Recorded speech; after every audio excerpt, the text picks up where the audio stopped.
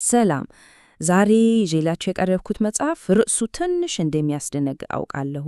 የጦርነት 33ቱ ስልቶች በሮበርት ግሪን የተጻፈ ነው። ግን አሸበሩ ይሄ መጽሐፍ ስለ እውነተኛ ውጊያ ብቻ አይደለም። ዋናው ቁም ነገር በስራ ቦታችን፣ በንግድ ዓለም፣ አልፎ ተርፎም በግል ግንኙነቶቻችን ውስጥ የሚያጋጥሙንን ግጭቶች ለመረዳት እና በብልሃት ለማለፍ የሚረዱ ጥንታዊ የጦር ስልቶችን እንዴት መጠቀም እንደምንችል የሚያስተምረን ድንቅ መመሪያ ነው። እስኪ ትንታኔው በዚህ ወሳኝ ጥያቄ እንጀምር። የተዋጋችሁት መሆኑን እንኳን በማታውቁት ጦርነት ውስጥ ዝግጁ ናችሁ? የጥያቄ መጽሐፉን ዋና ሐሳብ ልክ ነው የሚያሳየው። በየዕለት ኑራችን ውስጥ በስውር ብዙ ጊዜ ሳናስተውላቸው የምንገጥማቸው ስፍር ቁጥር የሌላቸው ግጭቶች አሉ። ታዲያ ዋናው ጥያቄ ለእነዚህ ግጭቶች ዝግጁ ነን ወይ የሚለው ነው። እሺ፣ ክፍል 1 ሕይወት የጦር ሜዳ ናት። አያችሁ፣ እኛ ስናድግ የምንሰለጠነው ለሰላምና ለመተባበር ነው። ግን እውነተኛው ዓለም ትንሽ ለየት ይላል። በፖለቲካ፣ በንግድ፣ በግል ግንኙነቶች ውስጥ ሳይቀር የማያቋርጥ ግጭት ይገጠመናል። ለምሳሌ ከቡድን ጋር ተስማምቶ መኖር እንደ ትልቅ በጎነት ይነገረናል። በሌላ ጎን ግን ሱር አጀንዳዎችን መጋፈጥ ግድ ይለናል። መጽሐፉ እንደሚለው መጀመሪያ መቀበል ያለብን እውነታ ይሄንን ነው። ይሄ ችግር ደግሞ የዛሬ ዘመን ፈጠራ ብቻ እንዳይመስለን። ይሄ ጥንታዊ ጥቅስ እንደሚያሳየው የሰው ልጅ ታሪክ ከመጀመሪያውኑ ከግጭት ጋር የተቆራኘ ነው። እሺ፣ ወደ ክፍል 2 ስንመጣ ደግሞ የስልታዊ ተዋጊ ጽንሰ ሐሳብን እናያለን። አቴናን አምልኮ አሬስን ግን አይደለም። እዚህ ጋር በጣም ወሳኝ የሆነ ሐሳብ አለ። ይሄ አባባል የግሪንን የስልት ጽንሰ ሐሳብ ከሽፍንጥ ጠባጫሪነት የሚለይበት ቁልፍ ነጥብ ነው። በሁለቱም መካከል ያለው ልዩነት ምንድን ነው? እስኪ እንየው። ልዩነቱ በጣም ግልጽ ነው አይደል? መጽሐፉ የሚያበረታታው የአሬስን አይነት በስሜት የሚነዳ በጩኸትና በጉልበት የሚሰራ ጭካኔን አይደለም በጭራሽ። ይልቁንስ በአቴና የሚወከለውን ብልሃት፣ ረጋ ብሎ ማሰብን እና ረቂቅ ስልጠንን ነው። በቃ ዋናው ነገር በጉልበት ሳይሆን በአይምሮ ማሸነፍ ነው ማለት ነው። እንግዲህ ስልታዊ ታዋጊ ማለት ይሄ ነው። በቀላሉ ሲታይ አስቸጋሪ ሁኔታዎችን በጉልበት ሳይሆን በጭንቅላት የሚፈታ ሰው ማለት ነው። በስሜት ከመነዳት ይልቅ ራስን መቆጣጠርና አስቀድሞ ማሰብ ላይ ነው ትኩረቱ። ጥንካሬው የሚመነጨው ከጡንቻ ሳይሆን ከአእምሮ ነው።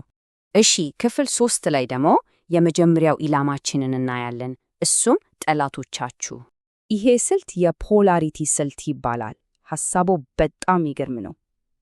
ጠላትን በደንብ ስትለይ ግራ መጋባት ይጠፋል። ኃይልህ በሙሉ አንድ ቦታ ላይ ያተኩራል። በሌላ አነጋገር ምንን እንደምትቃወም በግልጽ ማወቅህ ለምን እንደምታገል ትልቅ ዓላማ ይሰጥሃል። እስኪ አንድ እውነተኛ ታሪክ እንመልከት፣ የዜኖፎን ታሪክ። ሁኔታውን አስቡት። የግሪክ ቅጥረኛ ወታደሮች መሪያቸው ተገድሎ በጠላት መሬት ላይ በቃ ሙሉ በሙሉ ግራ የተጋባና ተስፋ የቆረጠ ሰራዊት። ግን በዚህ ሁሉ ተስፋ አስቆራጭ ሁኔታ ውስጥ ዜኖፎን አንድ ነገር ተገነዘበ። እውነተኛው ጠላት ከፊት ለፊታቸው ያለው የፋርስ ሰራዊት ሳይሆን በውስጣቸው የነበረው ግራ መጋባት፣ መጠራጠር እና ተስፋ መቆረጥ መሆኑን ነው። እና ምን አደረገ? በጣም ብልሃት የተሞላበት ነገር ነው። መጀመሪያ ግልጽ የሆነ ጠላትን ለይቶ አሳያቸው። ከዚያም ሁሉንም ውስጣዊ ክርክር አስቆሞ ንዴታቸውንና ጉልበታቸውን በሙሉ ወደዚያ ጠላት እንዲያዞሩ አደረገ። በቃ ግራ የተጋባውን ሕዝብ ወደ አንድ ዓላማ ያለው ተዋጊ ኃይል ለወጠው። እሺ፣ ውጫዊ ጠላትን አየን። ክፍል 4 ላይ የምናየው ቀጣዩ ኢላማ ደግሞ የራሳችን ያለፈው ታሪክ ነው። ይሄ በጣም ወሳኝ ነጥብ ነው። ብዙ ጊዜ ትልቁ ጠላታችን የድሮ ስኬታችን ነው። ዓለም በየጊዜው ይለወጣል።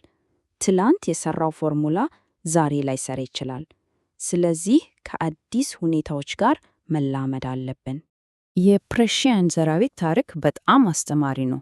በአንድ ወቅት የአውሮፓ ኩራትና ተምሳሌት ነበሩ። ግን ምን ሆነ? በድሮ ዝናቸውና በድሮ ስልጣቸው ላይ ተመኩ። ናፖሊዮን ሲመጣ ግን ዓለም ተለውጦ ነበር። እነሱ በሰልፍ ሲራመዱ፣ እሱ በሚገርም ፍጥነትና ብልሃት ጨረሳቸው። አሰቃቂ ውድቀት ነበር። ታላቁ የጦር ስልት አዋቂ ካርል ቮን ክላውዝዊትስ ምን እንዳለ ስሙ። እንዲህ አይነት ውድመት ታይቶ አይታወቅም ነው አለው። ይህ የሚያሳየን ያለፈውን ጦርነት መዋጋት ምን ያህል አደገኛ እንደሆነ ነው። እሺ፣ ወደ ክፍል 5 ስንመጣ ደግሞ ይህን ሁሉ ሐሳብ በዛሬው ሕይወታችን እንዴት ልንጠቀምበት እንችላለን? በቃ መጽሐፉ የሚያስተምረን 4 መሠረታዊ መርሆች አሉ። አንደኛ፣ ነገሮችን እንዳሉ እዩ፣ በስሜት ተጋርዳችሁ ሳይሆን። ሁለተኛ፣ የሰዎችን ቃል ሳይሆን ስራቸውን እዩ፣ ድርጊት ይዋሽ። ሶስተኛ፣ በራስ አቅም መተማመን። ዋናው መሳሪያችን ማንም ሊነጥቀን የማይችለው አእምሯችን ነው። እና አራተኛ፣ ከጦር ሜዳው በላይ ከፍ ብሎ ማየት። ይህም ማለት በየቀኑ በሚፈጠሩት ጥቃቅን ነገሮች ከመጠመድ ወጥቶ በረጅም ጊዜ ግቦች ላይ ማተኮር ነው።